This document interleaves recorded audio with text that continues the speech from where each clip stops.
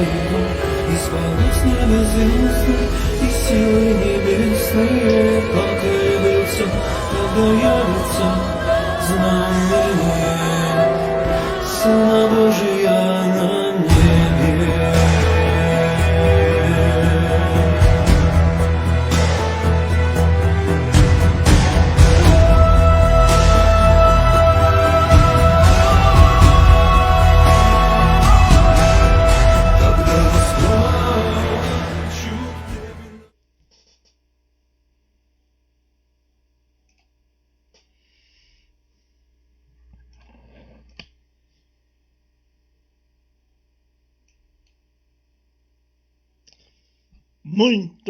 Muito bem. Daí, a paz, como é que vocês estão?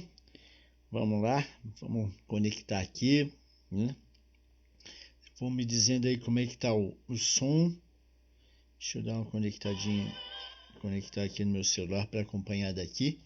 Aí vocês vão me pontuando aí como é que tá o som. Daí, Piva. Beleza? Como é que tá aí? Vai, só me dá um joinha aí se o som tá bom, Piva. Se tá funcionando certinho.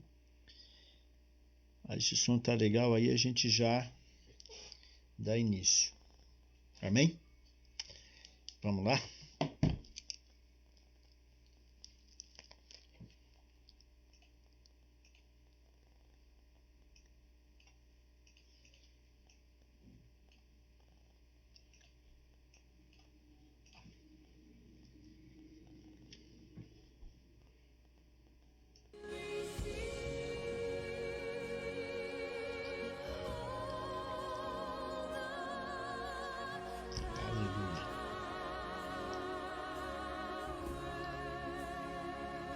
Amém, gente? Boa noite quem tá entrando aí.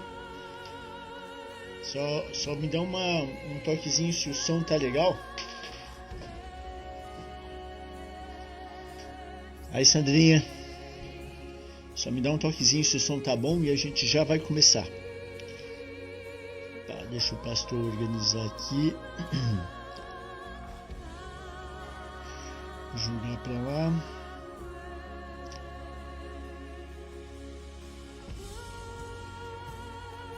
Fechou. Daí, Rodriguinho, beleza? Muito bom. Tudo certo aqui, tudo certo lá, tudo certo lá, tudo certo lá. Aleluia. Amém? Só me dá um toquezinho se o som tá bom. Ah, ótimo, Sandra. Obrigado. Já li aqui, fechou. Gente, vamos lá então? Aí o pessoal vai entrando, né? Para nós não perder tempo.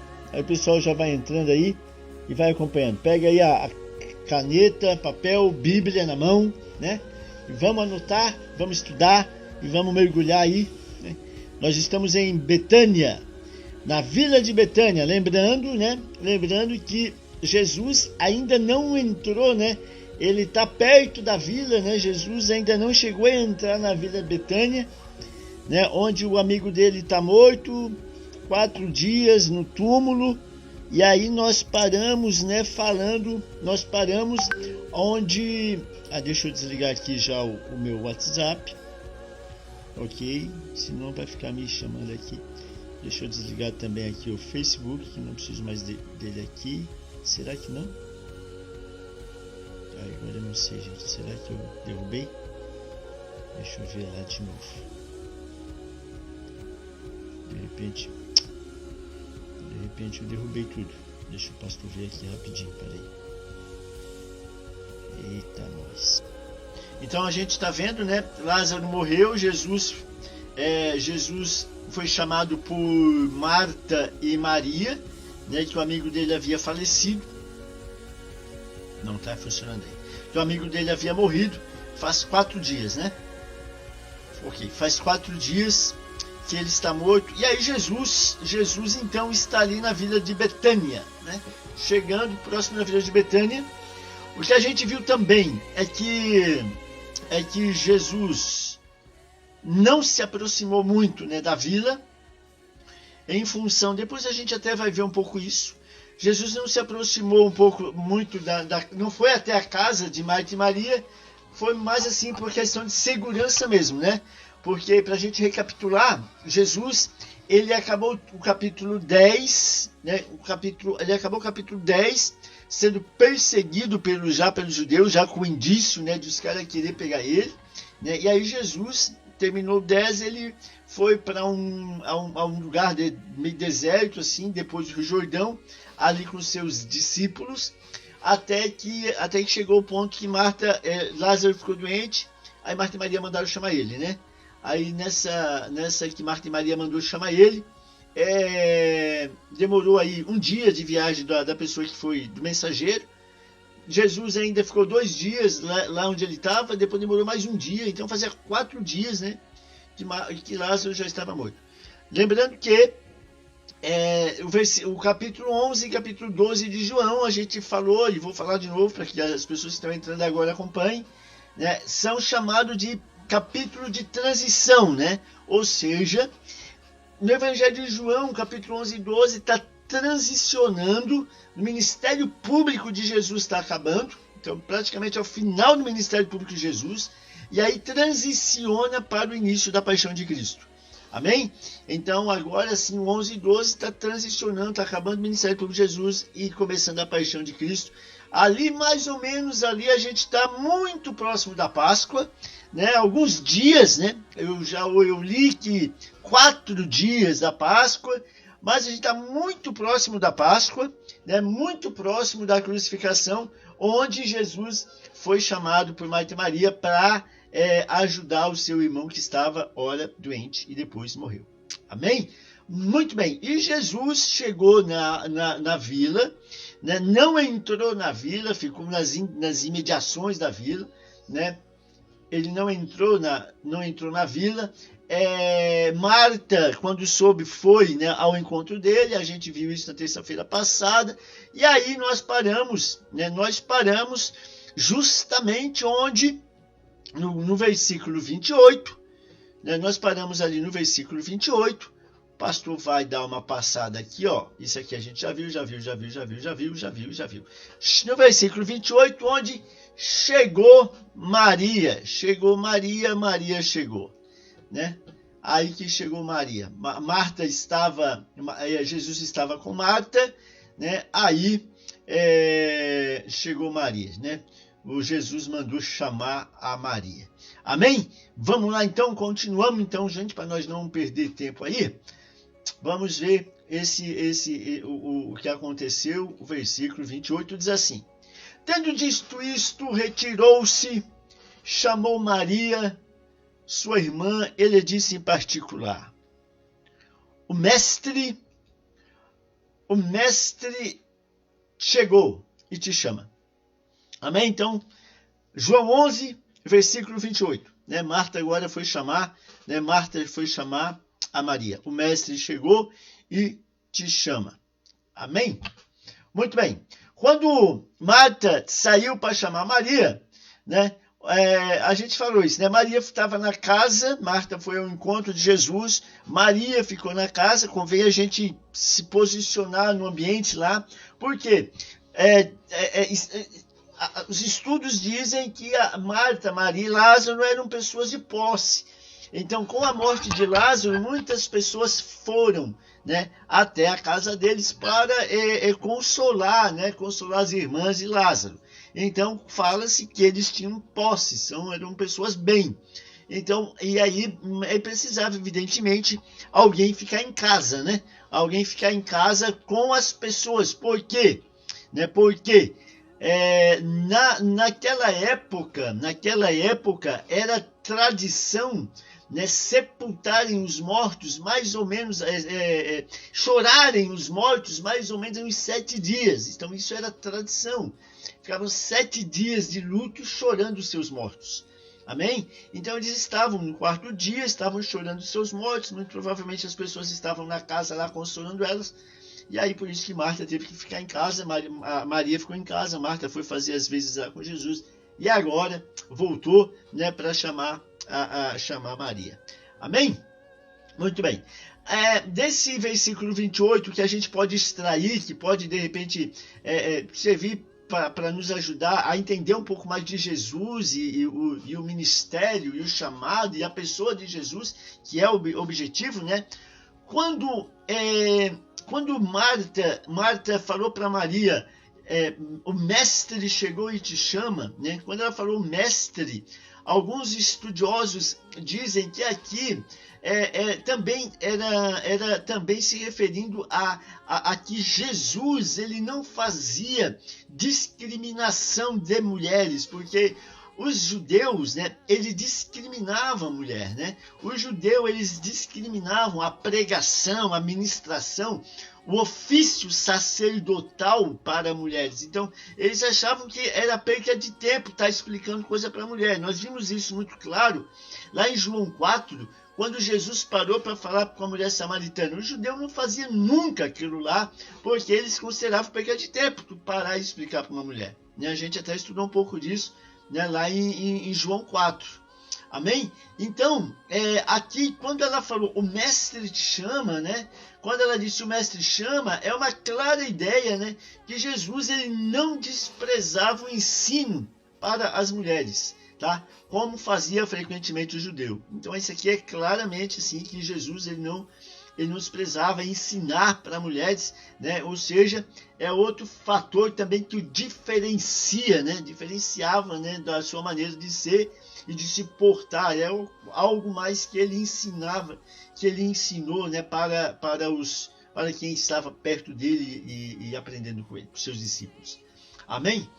Bom, quando ela falou também, outra palavrinha que dá para a gente extrair daqui também e fala com a gente é o particular. Quando o apóstolo João escreve assim, ó, Jesus chamou Maria, sua irmã, ele disse em particular, né? Esse em particular também pode ser, né? Pode ser que Maria chamou em particular, Marta chamou Maria em particular para poupar Jesus. Era como se fosse assim algo que para questão de segurança de Jesus. Que como o povo ali em Jerusalém estava querendo matar Jesus, né? E Betânia, a vila de Betânia, ficava a 2,5 km de Jerusalém. Muito provavelmente os judeus que estavam, alguns na casa de Marta e Maria, eram daqueles que estavam ali querendo também pegar Jesus e denunciar, ir atrás de Jesus e matar Jesus. Então, quando falou em particular, pode ser de uma certa forma para poupar, né, a questão de segurança e poupar Jesus. Amém? Muito bem.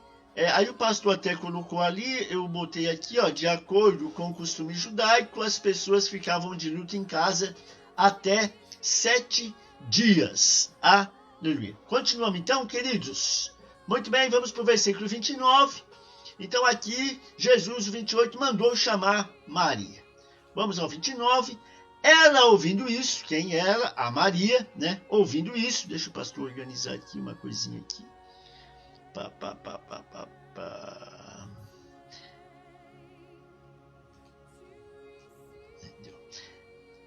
Aqui é a Maria, né? Quem ouvindo isso? A Maria, né? Então, a Maria ouvindo isso, né? Levantou e foi ter com ele. Quando a Maria ouviu, o Senhor está aqui, então eu vou ter com ele. Levantou e foi ter com ele. 29, 30. Pois Jesus ainda não tinha entrado na aldeia, mas permanecia onde Marta se avistara com ele. Então Jesus, falei isso, né, não tinha entrado na aldeia ainda. Então Jesus estava próximo da aldeia, né, parou, chamou Marta, chamou Maria. Ele não entrou na aldeia de Betânia porque tinha muita gente lá e ele não era hora ainda. 31. Os judeus que estavam com Maria em casa e a consolavam. Deixa o pastor organizar aqui. E a consolavam, né? Os judeus que estavam com Maria em casa e a consolavam, vendo-a levantar-se depressa e sair, seguiram-na, supondo que ela ia ao túmulo para chorar. Então aqui já diz, né, claramente que as pessoas estavam lá consolando, né, Maria. Quando viram que ela saiu rapidamente, eles se levantaram e foram atrás dela, né, achando que ela fosse no túmulo. Mas na verdade Jesus havia a chamado. Amém? Vamos ao versículo 32.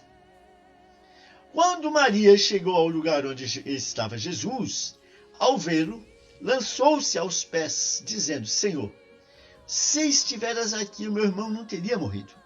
Aqui novamente, Maria, ela repete a mesma frase que Marta havia dito para ele: Senhor, se tu estivesse aqui, meu irmão não tinha morrido. Eu até hoje estava pensando isso, né, enquanto eu estava estudando aqui, porque eu sempre ouvi essa ministração, né, as ministrações que eu ouvi a respeito disso, várias, e se não a maioria, eu ouvi dizer que aí Marta e Maria meio que deram sabe, se for Jesus, como se fosse reclamando de Jesus, né? Somos dando assim, se tu tivesse aqui dando esbregue em Jesus, entende? Eu ouvi assim algumas ministrações e as pessoas dizendo isso, né? Mas na verdade, quando tu vai estudar e pegar assim, esmiuçar isso, né, atrás de referência, não é nada disso.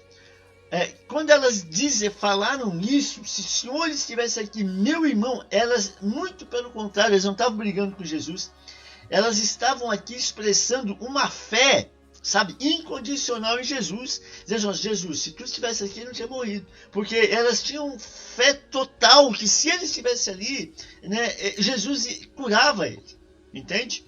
Então não tem nada a ver com dar não, é simplesmente uma demonstração de fé. Só se tu tivesse, não tinha morrido, né? Amém?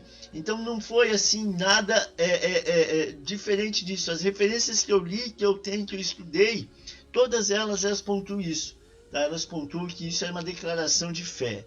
Então, lançou aos pés, quando ela lançou aos pés, é um sinal de consideração e respeito, né? É um sinal de reverência e fé.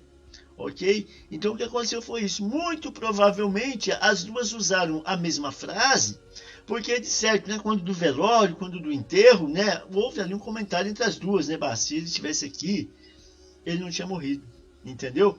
Então muito provavelmente aí houve aí esse comentário, né, das duas, houve esse comentário entre as duas, e por isso que as duas elas tinham ali o mesmo a mesma frase, né? Porque muito provavelmente elas tinham falado isso. Amém? Vamos ao versículo 33. Aleluia.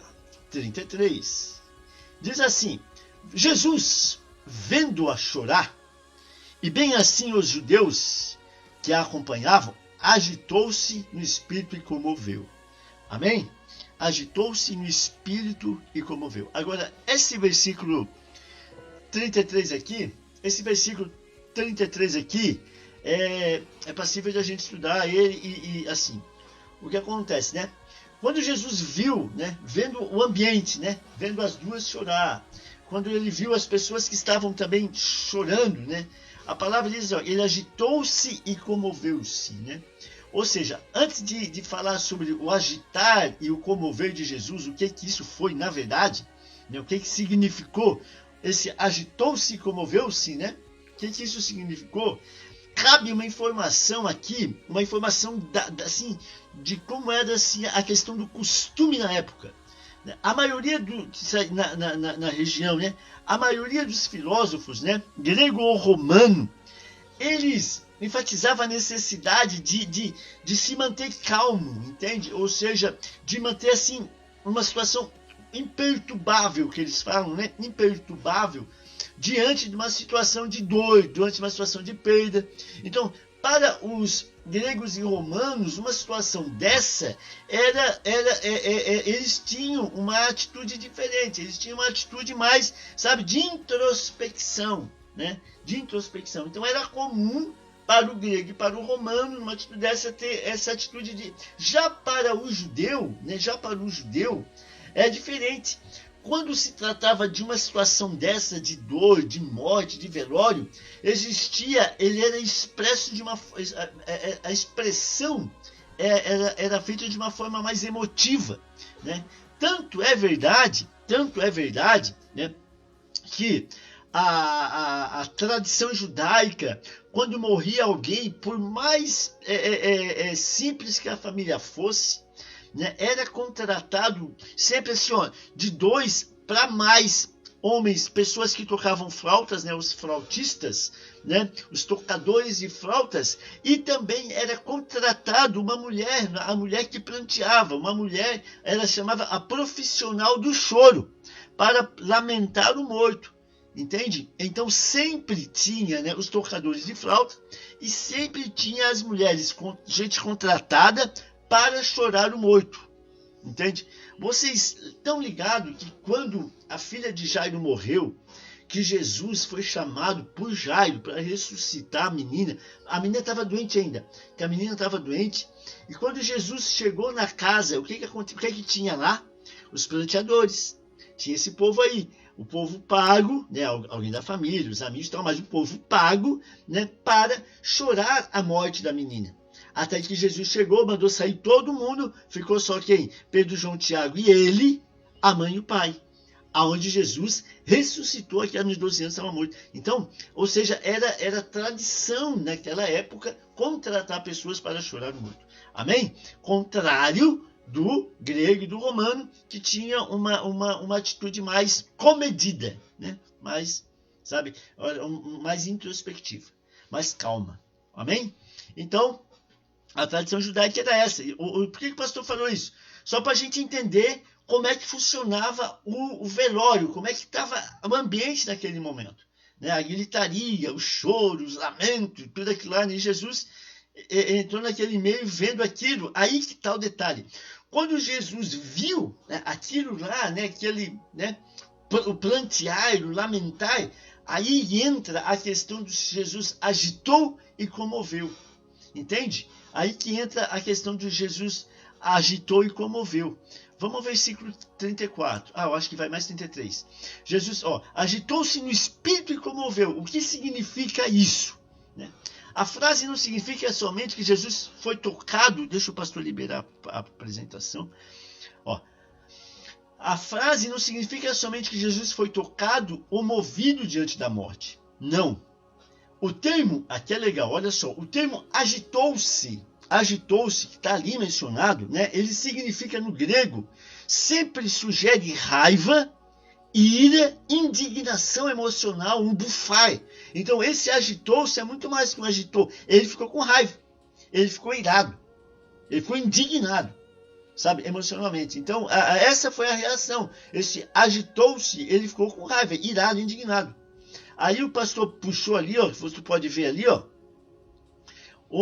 lá na frente a gente vai ver também, lá no versículo 38, onde diz assim, Jesus sentindo-se novamente indignado, chegou ao túmulo, uma gruta com uma pedra fechando a entrada. Então, ou seja, Jesus estava brabo, com raiva, entende? Indignado, irado. Essa é a definição, né, desse termo agitou-se, que a gente vê na palavra, ele ficou irado.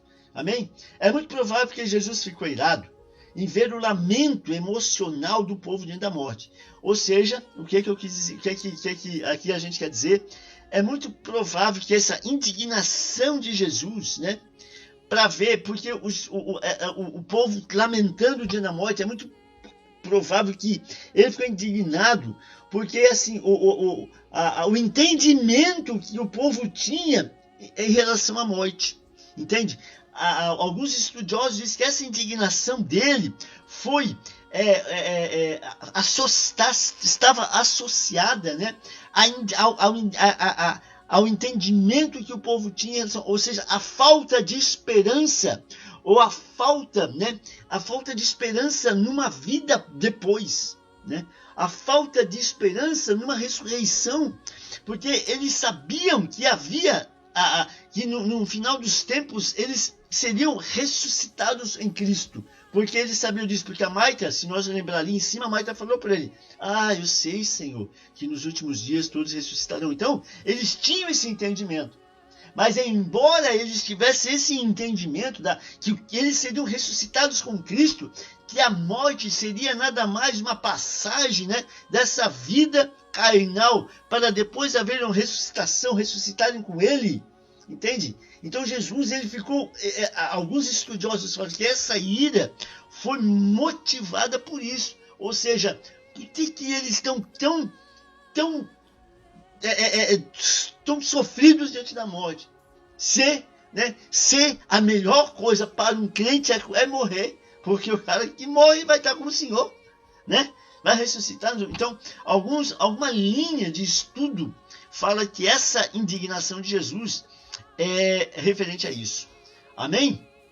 Ó, aqui, ó, até escrevi aqui, ó, implicitamente revelava a descrença em relação à ressurreição dos últimos dias, além da natureza temporária da morte. Tá vendo? Ó, o grupo estava agindo como pagãos, que não tem esperança, né?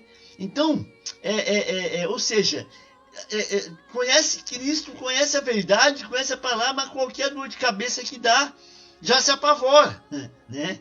Não, cara, então, essa é uma linha de estudo, é uma linha de entendimento, né, que se tem de por que Jesus se irou. Mas tem uma segunda ainda, que é aqui, ó.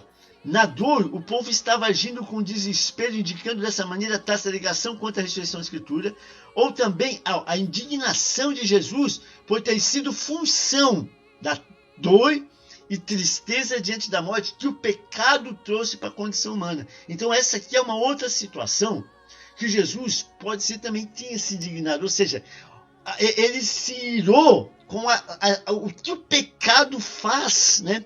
O que o pecado faz, o que Satanás faz, a tristeza que o pecado, que a tristeza que, sabe, que o homem caído, ele passa, né, em função da queda. Entende? Então, uma segunda linha de pensamento nesse agitou-se e comoveu-se é essa. Né? Ou seja, ele irou-se com o resultado de um mundo caído, que é tristeza, choro, lamento, morte. Amém? Vamos ter mais coisa aqui, vamos ver o que mais que eu botei aqui.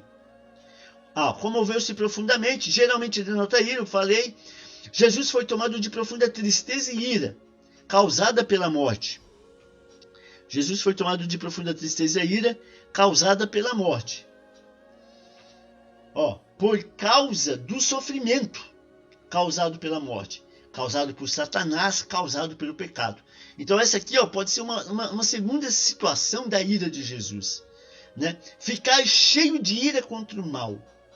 Em Mateus, capítulo 23, versículo 13, o pastor botou aqui, que aflição os espera, mestres da lei e fariseu, hipócritas, fecham a porta do reino do céu na cara das pessoas. Vocês mesmos não entram e não permitem que os outros entrem. Isso que Jesus falou, uma situação de ira, né? Uma situação de ira. Jesus também, em Mateus 21, 12 e 13, também tem outra situação aqui, Então Jesus entrou no templo e começou a expulsar todos que ali estavam, comprando e vendendo animais para o sacrifício. Derrubou as mesas do cambista, as cadeiras que vendiam pombas, dizendo: as escrituras declaram, meu templo será chamado casa de oração, mas vocês o transformaram no esconderijo de ladrões. Isso aqui, quando Jesus entrou na purificação do templo, quebrando tudo ali, foi também motivado por uma ira de Jesus. Jesus se irou quando ele viu a casa do pai dele se tornar uma casa de negócio. Uma casa de negócio. Então Jesus entrou ali, né, expulsando os cambistas. Amém? Uma outra situação de ira. Deixa o pastor ver. Ali depois, se quiser anotar aí, Lucas, capítulo 19, versículo 45 e 46. É a mesma situação, Jesus também falando, né? Jesus também entrando, né? A purificação do templo. Também é igual ele expulsando os cambistas.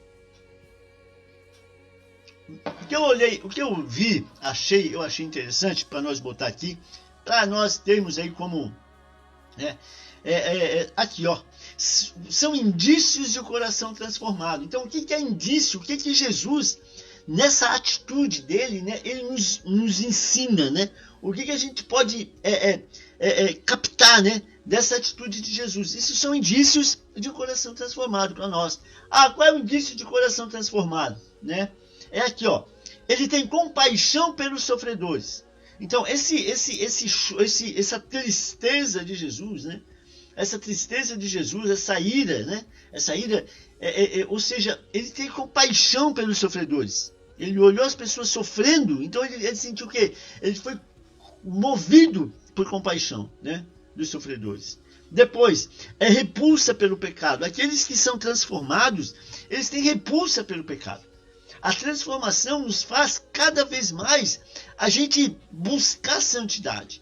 O homem transformado, a mulher transformada, ela é claro que peca, porque não é ninguém, sabe, é um processo, mas cada vez mais nós caminhamos, né, buscando santidade. Cada vez mais o Senhor ele vai refinando, né?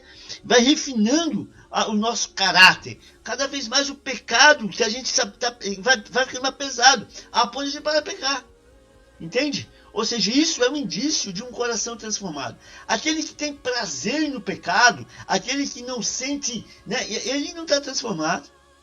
Aquele que vive no pecado e não tem assim, né, a consciência, o espírito ali, está errado, aí ele não está transformado. Amém? Então, indício de um coração transformado. E aqui, o crente fiel não poderá de modo nenhum ter prazer no pecado. O pecado tem que ser um acidente, né? A gente não pode ter prazer no pecado. Pecar deliberadamente. Romanos, capítulo 1, versículo 32. Que o apóstolo Paulo escreveu: sabem que, de acordo com a justiça de Deus, quem pratica essas coisas merece morrer. Olha o que Paulo diz. Mas ainda assim continua a praticar. E o que é pior, incentiva outros também a fazer. Ou seja, Paulo diz, olha, quem pratica o pecado é morrer. Paulo ele é muito, né? Amém? Vamos ver se tem uma outra situação.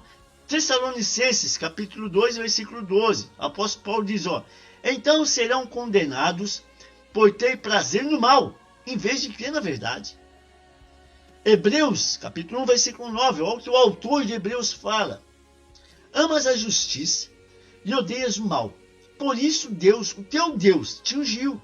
Ele derramou sobre ti o óleo de alegria, para que sobre, mais que sobre qualquer outro. Amém? Porque tu ama a justiça e odeia o pecado. Esse é um coração transformado. Um coração que ama a justiça, um coração que odeia o pecado. E aí o que mais que o autor de Hebreus fala, né? O autor de Hebreus fala, olha só. Ele por isso que ele te ungiu, ele derramou sobre ti o óleo de alegria. Né? O pecado pesa, o pecado ele rouba a nossa alegria, ele rouba a nossa paz. Ele desfigura o nosso semblante, né? O pecado. Mais que sobre qualquer outro. Amém? Então, esse agitou-se no espírito, é isso, é ira em relação ao pecado. Pode ser, né, uma linha de estudo. Uma linha né, de as pessoas não entenderem, não estarem preparadas para a ressurreição nos últimos dias, né? E tratarem a morte com tanta tristeza, né? Por não entender isso. E a outra linha de estudo, pensamento, né? É essa, entende? É que o mal que o pecado, que Satanás e seus demônios trouxeram e trazem ao mundo. Versículo 34. Amém, gente? Está dando para entender? Se estiver muito rápido, vai me dizendo ali, que a gente tenta fazer mais devagarinho. Glória a Deus. Vamos lá. Versículo 34. Diz assim. Aí Jesus, né, perguntou, onde o sepultaste? Eles responderam, Senhor, vem e vê. Amém? Então Jesus perguntou onde ele foi sepultado. Vem ver. Onde o sepultastes? Deixa claro a humanidade de Jesus. Que é legal, porque eu até achei isso aqui legal, porque é interessante. Porque para ele perguntar, né, onde é que você é sepultado? Né? É interessante por causa que, Jesus não ia saber. Você sabe, imagina, né? Mas é que Jesus, esse capítulo 11 é um dos capítulos que mais está falando comigo, assim, que eu mais estou, sabe, mergulhando que a gente estudou hoje, até agora, porque ele é muito profundo, é muito lindo. O capítulo 11, assim, é o último milagre de Jesus. Ele é muito, ele nos comunica muita coisa. Muita coisa. E aqui é o milagre derradeiro de Jesus, é o último. É o grande milagre, entende? É aquele milagre assim que, assim como no capítulo 9, né, a cura do cego de nascença era algo absolutamente incontestável sobre a divindade de Jesus, né? O capítulo 11 é assim, é para ele dizer assim, ó, para mostrar quem ele é, de fato, né? É fantástico. Esse capítulo 11 assim é fantástico. Então, o que Jesus agora ele estava querendo fazer, né? Quando ele viu a multidão estava em volta de Maria, olhando Maria chorando, olhando ele e Maria, né? E aí ele disse assim, onde você... Porque o que ele queria dizer, né? Ele estava ali comunicando ao povo que estava em volta, né? Ao povo que estava em volta. Senão ele já tinha feito, lá onde ele estava, lá no Jordão, ele já tinha levantado a mão e já tinha curado. Mas a ideia dele, né, é justamente isso, né?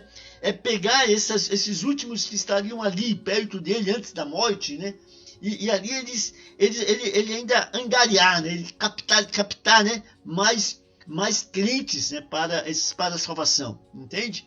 Então, por amor, né? Isso ele faz por amor, né? Ele olha assim, impaciente que estava, mas ele olha para aquele povo chorando. Onde é que vocês colocaram ele? Olha, né? Porque para as pessoas verem, né? A carnalidade dele, né? Ele sendo gente, né? Povo humano, né? Um Deus, né? Sabendo de tudo, mas olha o que ele demonstra, né? Ele mesmo sendo Deus, ele vem nesse lugar de humanidade assim, diz, onde é que vocês botaram ele? Diz, Senhor, vem ver, nós vamos te mostrar porque tu não sabe, né? Olha só como é fantástico, quando a gente para pensar essas coisas. Então deixa claro que a humanidade de Jesus, né? O pastor vai botar ali. Vimos no Evangelho de João, a divindade de Jesus. Então o Evangelho de João, ele sempre... Né, o Evangelho de João, ele sempre busca, né? Ele mostra, né, Jesus como ser divino, a divindade de Jesus. Amém? Mas ele mostra também a total humanidade do Senhor. Vamos ao versículo 35. E aí fala o que é que Jesus chorou, né? Jesus chorou. Esse chorou aqui é um derramamento de lágrimas, né? Representa esse Jesus chorou, né? É uma dor profunda, né? Uma dor profunda. Eu botei aqui Hebreus 5:7, que diz assim, ó: enquanto Jesus esteve na terra, ofereceu orações e súplicas em alta voz e com lágrimas, aquele que podia salvá-lo da morte. E as suas orações foram ouvidas por causa da sua profunda devoção. Ele chorou, derramou lágrimas, né?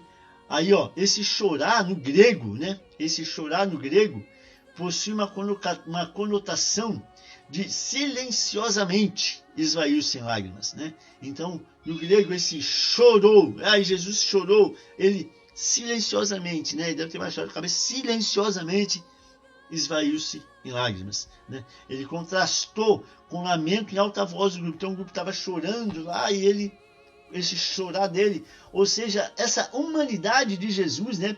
Esse chorar de Jesus, mesmo ele sabendo o que ele ia fazer, mesmo ele sabendo o que ia acontecer, né?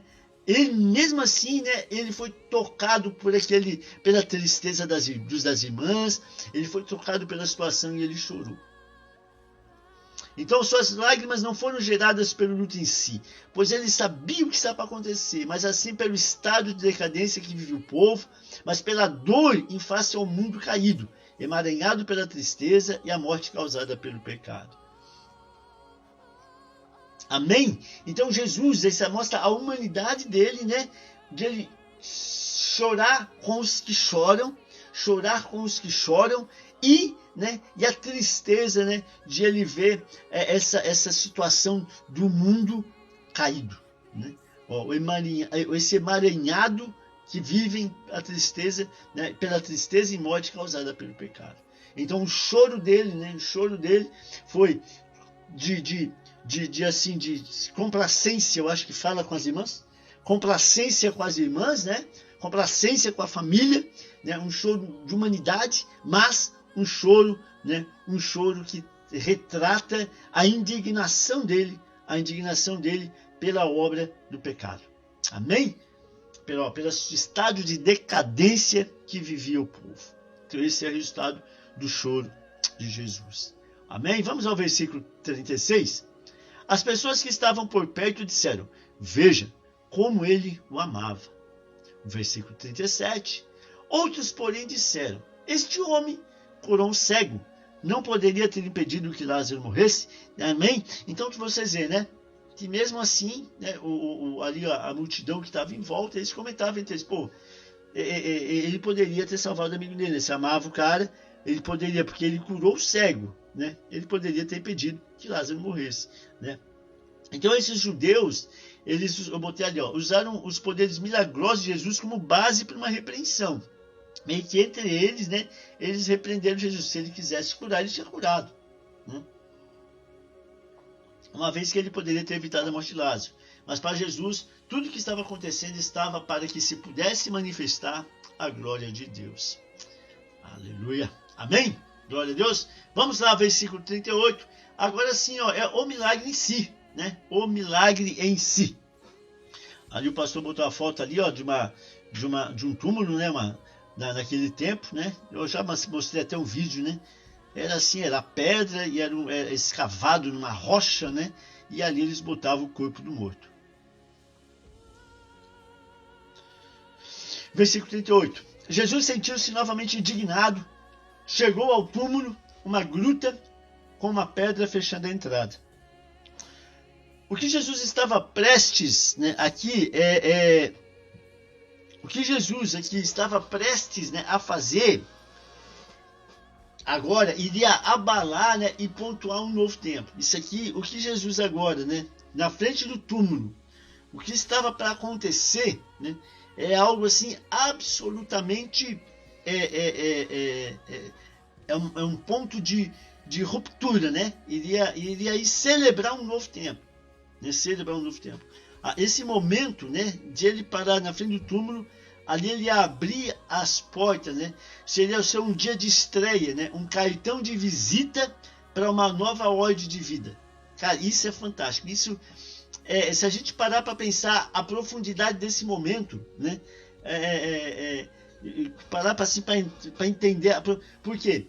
Porque ele estava ali dias antes de ser crucificado e de ser também ressuscitado, né? Mas ele estava ali agora, né? O próprio Deus, né, em carne, para ressuscitar uma pessoa. Não, e ele não é ressuscitar uma pessoa, é que ele já tinha ressuscitado dois, né, antes, que era o filho da viúva de Naim, e ele tinha ressuscitado a filha de Jairo. Só que essa situação, essa ressuscitação, do Jairo, era do Lázaro, era algo absolutamente sobrenatural. Por quê?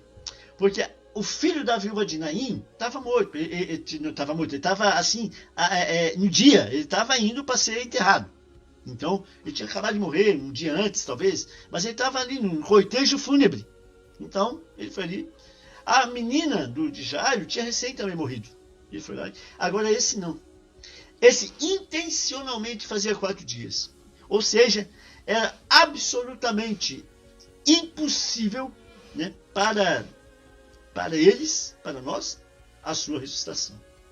Então, agora naquele ponto ali, né, nessa hora que Jesus parou, né, nesse versículo aqui, ó, 38, né, indignado, chegou e a pedra fechando a entrada, né?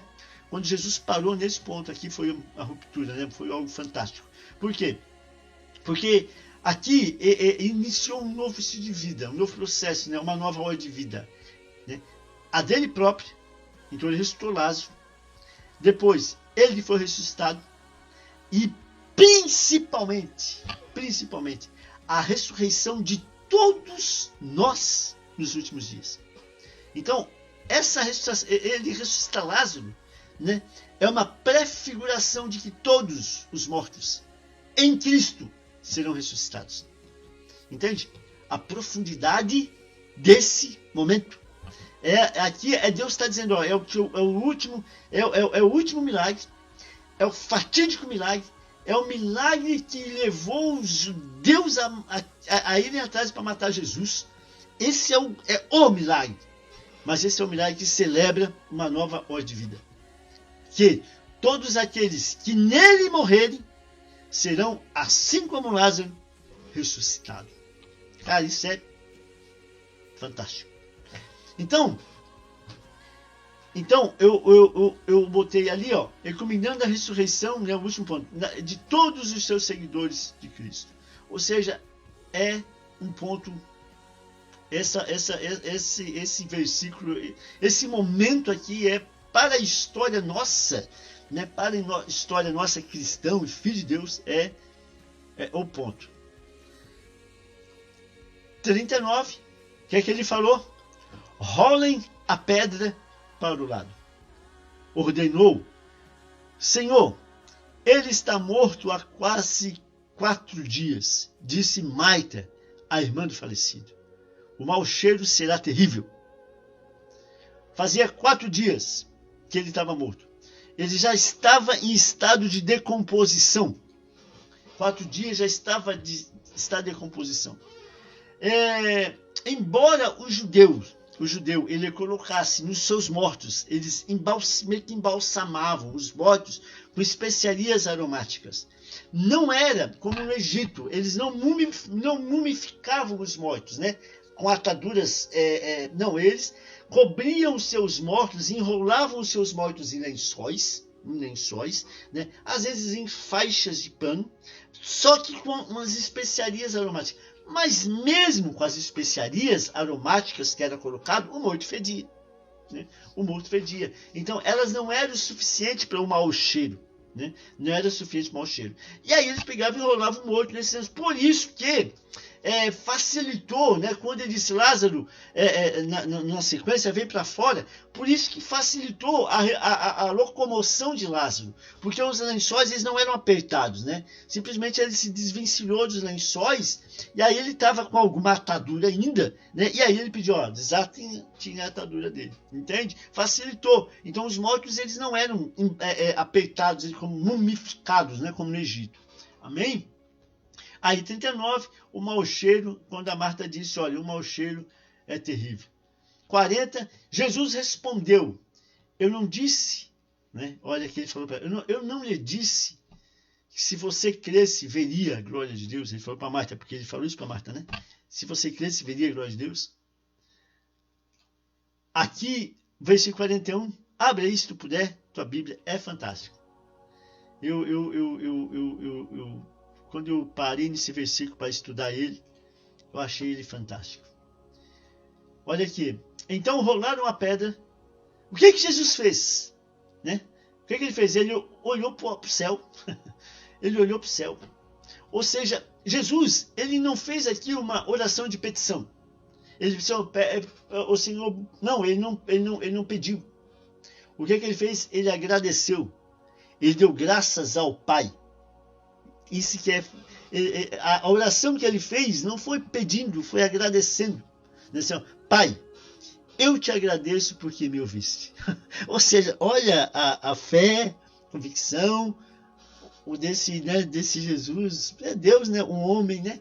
Pai, ele não pediu, ele só agradeceu. Eu te agradeço, né? Eu te agradeço porque me ouviste. Então, foi mais uma oração de ação de graça. O próximo milagre foi autenticar a reivindicação de que ele era o Messias, o Filho de Deus. Aí eu fiz uma conexão aqui, ó, com 1 Reis, capítulo 18, versículo 37. Se quiser pode anotar aí. Diz assim, ó Senhor, Elias falando, ó Senhor, responde-me, que este povo saiba que tu, ó Senhor, és o verdadeiro Deus e está buscando o povo de volta para ti. Entende? Então Jesus estava fazendo tudo isso, né, em função do povo, para que o povo definitivamente cresce que ele era o Messias, o Filho de Deus. Amém? Então isso ele fez. Então ele olhou, né, ele não pediu, ele agradeceu. Versículo 42. Versículo 42. Tu sempre me ouves. Mas eu disse isso por causa de todas as pessoas que estão aqui, para que elas creiam que tu me enviaste. Então Jesus estava fazendo isso com o coração voltado, no que eu falei um pouquinho antes, para as pessoas, né? Para que as pessoas pudessem crer que ele era o Filho de Deus. Essa oração pública de Jesus, somente para provar que ele agia sempre, né, em concordância e conformidade com o Pai, e para que o povo visse isso. Amém? versículo 43. Então Jesus gritou: Lázaro, venha para fora. Glória a Deus, Lázaro, venha para fora. Essa é uma declaração que ecoa até hoje, né? Essa Lázaro, venha para fora, como eu falei, essa é uma declaração que mudou, né, o padrão de vida, né? A concepção, né, de vida de todos nós. Um dia nós ouviremos a sua voz, né? Vinde, bendito, amado de meu Pai, né? Vinde, você que está morto, você vai receber vida, né? Novamente, né, nós iremos ser, né, vivificados em Cristo, né? E estaremos com Ele reinando eternamente. Amém? Então isso aqui é a prefiguração do que vai acontecer, que acontece com todos aqueles que dormem no Senhor. Isso é uma prefiguração que acontece com todos aqueles que morrem no Senhor. Um dia ouvirão a voz, né? Robson, Valéria, Gracinha, sei mais quem está aí assistindo, né? Venha, né? Bendito, amado meu Pai. Entende? É uma prefiguração. Ou seja, aqui é uma pré-estreia de que os mortos ouvirão a voz do Filho de Deus e viverão. Gente, isso aqui é para arrebentar, é fantástico, é demais. Os mortos ouvirão a voz de Deus e viverão. É fantástico. Amém? E eu li algo que é um comentário de um estudioso.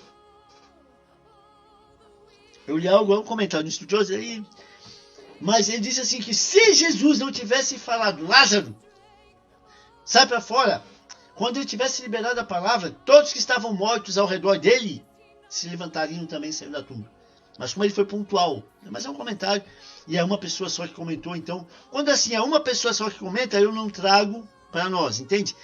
As informações que eu trago é quando pessoas, eu pego informações de pessoas assim, assim muito centradas no Evangelho, mas pontos que convergentes, né? Agora, uma outra situação fora assim, eu não trago para a gente, não.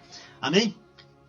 Muito bem. Aqui também, a gente também, agora me vem na cabeça que quando Jesus ele foi morto, né? O que aconteceu, né? A palavra diz ali que Jesus foi morto, algumas tumbas em Jerusalém se abriram e os mortos voltaram a viver, né?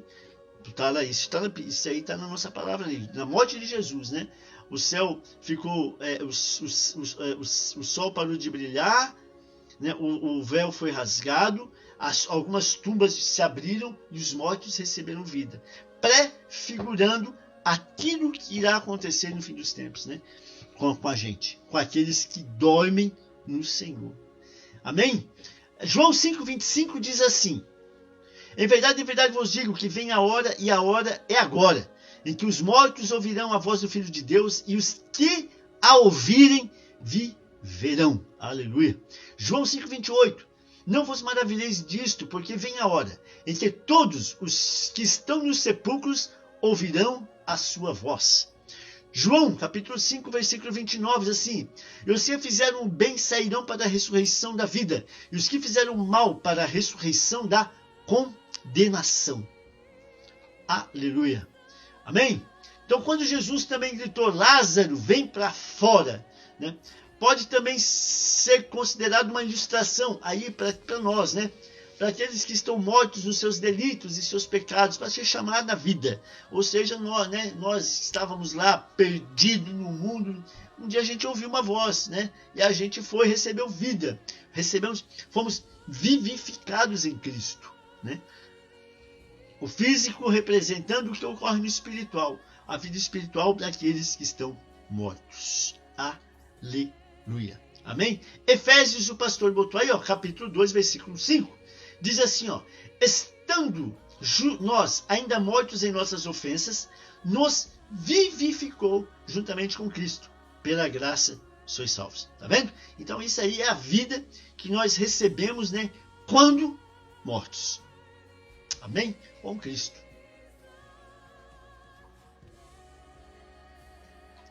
Versículo 44, não 43 ainda. Jesus ressuscitou Lázaro pelo poder da palavra. Versículo 44. E o morto saiu, né?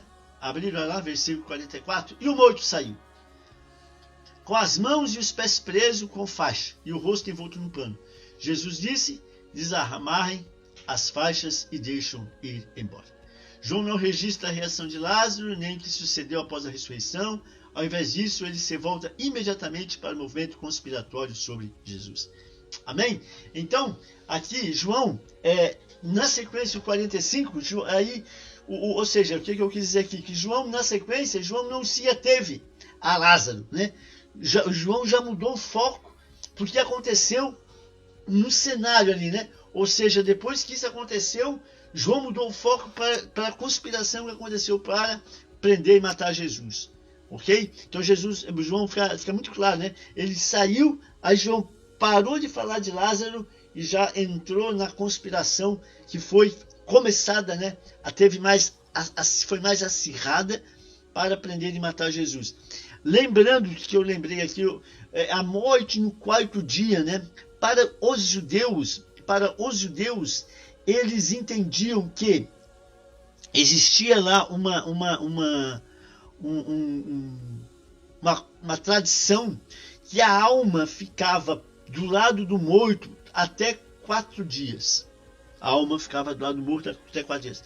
E depois de 4 dias, quando o corpo começasse a apodrecer, aí a alma, vendo que o corpo começou já, né, a apodrecer, tem um termo, né, mais bonito, né? Tá bom, tudo bem. E a alma ia embora. Entende? O espírito ia embora. E aí não tinha mais como ressuscitar o velho. Não tinha mais. Ou seja, por isso também que Jesus ele deixou os 4 dias, porque o corpo estava já tem um termo. Putrificação, né? Putrificação. Estava já apodrecendo. Amém? Putrificado. Né? Ok? Glórias a Deus. Vamos ao versículo. Então aqui, ó, aí o que aconteceu, João não registra a reação de Lázaro, e aí, né, ele já vai pro plano para matar Jesus. Amém? Deixamos para a semana que vem então, porque já estamos na nossa hora. Aí fica legal, porque aí a gente já ficou nessa parte falando de Marta, falamos de Maria, né, do encontro com Maria, e falamos também na ressurreição em si. E agora o plano para matar Jesus a gente deixa para terça-feira que vem, né? Como é que foi a conspiração? Aqui tem algo também fantástico nessa conspiração. Houve um concílio, né? Um concílio do Sinédrio. Eles se reuniram para matar Jesus. Esse concílio do Sinédrio, ou a gente vai ver, né? Que teve aí, houve interesses, digamos, de grupos, né? Os saduceus tinham um interesse muito específico e os fariseus um interesse muito específico na morte de Jesus. A gente vai ver isso, ou seja, é por trás dos bastidores, né? Coisa que se a gente não para estudar, a gente passa batido e a gente não mergulha, né, no que aconteceu de fato lá nesse tempo. Amém, queridos? Espero ter podido cooperar um pouquinho mais, né? Botar mais uma pedrinha ali, né, de conhecimento, né, na tua vida, colaborar, né, para o teu crescimento bíblico, crescimento pessoal, né, teu caminhar com Cristo. Esse é o objetivo, né? É a gente caminhar com o Senhor, aprender com o Senhor, viver com o Senhor, né? E entrar nesse tempo aí de total misericórdia dele. E quanto mais a gente sabe de Jesus, mais a gente vai amá-lo. A gente só ama quem a gente conhece, né? Se a gente não conhecer o Senhor, como vamos amá-lo? Né? Como vamos honrá-lo? Como vamos, né, obedecê-lo? A gente não conhece. Então, cada vez mais que a gente conhece, fica mais fácil, né, de a gente caminhar nesse lugar de obediência. Amém? Deus abençoe a todos em nome de Jesus. Tenha uma noite abençoada. Meu Deus, nós te agradecemos por mais esse tempo de aprendizado. Muito obrigado, meu Deus. Pai, que as palavras que foram liberadas nessa noite, no coração e na mente dos teus filhos, Deus, gerem frutos, gerem vida. Ó Deus, em nome de Jesus, eu profetizo vida sendo gerada através das sementes que foram lançadas, Pai. Muito obrigado, Senhor Deus, por cada filho teu que esteve aí, parou, assistiu, cada filho que vai assistir, eu te dou graça, Senhor Deus. E nos leve sim a esse lugar, Pai. Gera no nosso coração amor pela tua palavra. Gere em nosso coração amor pela tua vida. Gere em nosso coração, Senhor, em nome de Jesus, amor, Pai amado, pelas coisas do céu. Nós te pedimos, Pai amado, que nós possamos diminuir cada dia mais, para que o Senhor possa crescer. Esse é o nosso desejo, no nome de Jesus. Amém? Queridos, tenham todos aí uma boa noite, que Deus abençoe cada um, né? Sejam cheios aí do amor, cheios da paz, em nome de Jesus. Beijo, fiquem na paz, queridos.